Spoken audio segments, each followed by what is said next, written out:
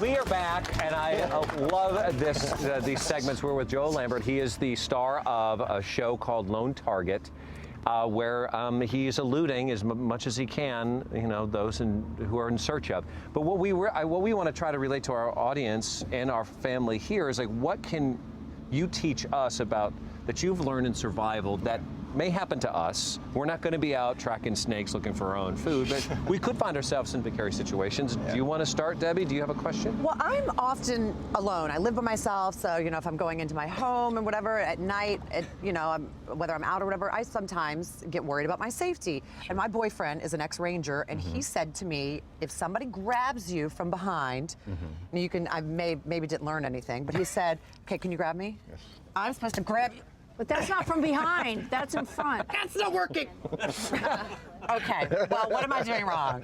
Everything. And listen, the thing with this is that learning one move or one thing or one philosophy is a false sense of security, because you now have one tactic, and I say that singularly, and you cannot apply a situation to a tactic. You have to apply tactics to a situation. So what do I do? The situation dictates your response, and so what you have to do is train. And you have to understand your limitations, and you have to know where you really stand, and you have to train, and you have to train. If you don't possess an equalizer to a predator's speed, strength, and aggression, you're going to be prey. Then do you think women should all go to like a kind of self-protection? You should, like school or something? You should think it through, and you should know what you're willing to do, and you should train scenarios and train with whatever.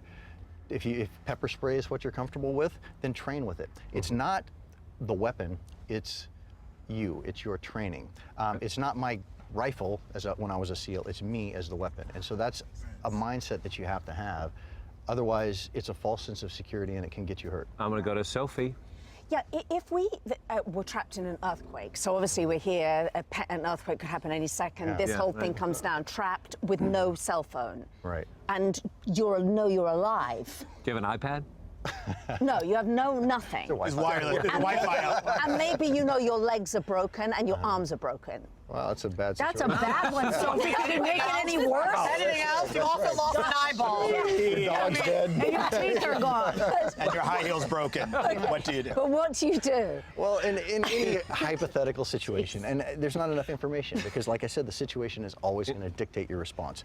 But based on the information you gave me, you just have to stay calm. You have to be chill. You cannot panic. Panic is the one thing that is going to destroy any chance you have of survival. So in every situation that you could throw at me, the number one thing is to stay calm, stay rational, think your way through what it is you need to do, and panic is a response. And what you need to do is you need to be in control of your responses and not allow it to scatter you. So in a situation like that, all your limbs are broken and you're in an earthquake and you're stuck, well, stay calm. How long can she survive without water or food? That's a good question. And when people ask what are the one survival tip you can say, the thing I usually say is just remember the rule of threes, which is you can survive 3 hours without shelter, you can survive 3 days without water, and you can go 3 weeks without food.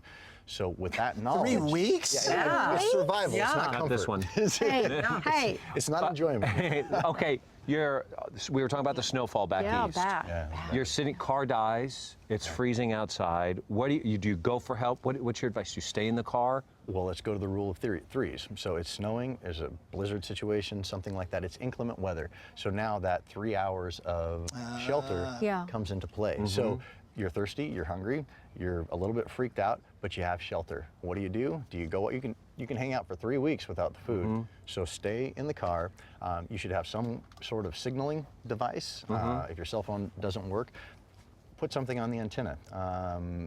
Write something in the snow on the car. Do something to let people know that you need help, and stay put in that situation. You can drink water. You drink the snow. You could. It's not yellow. You can drink yellow snow too, but it's survival. It's not a snake. Survival. All right, I had a good one. I was going to ask you. I had a dirty makeup sponge once. I got an infection in my eye, but I'm going to save that for another day. Chew off your arm. Lone Target airs on Discovery Channel on Wednesdays. If you have not seen it, please do. It's fantastic, and what you do is remarkable. I don't feel like a man at all anymore. For more on Joel, check out our Twitter page at Home and Family Television. Up next, Sophie with broken arms and broken legs. Well, this She's is gotta move forward. Thank you. This is not life and death, but we are dealing with bad odors here. I'm going to show you how to make the most amazing home air freshener. That is life and death.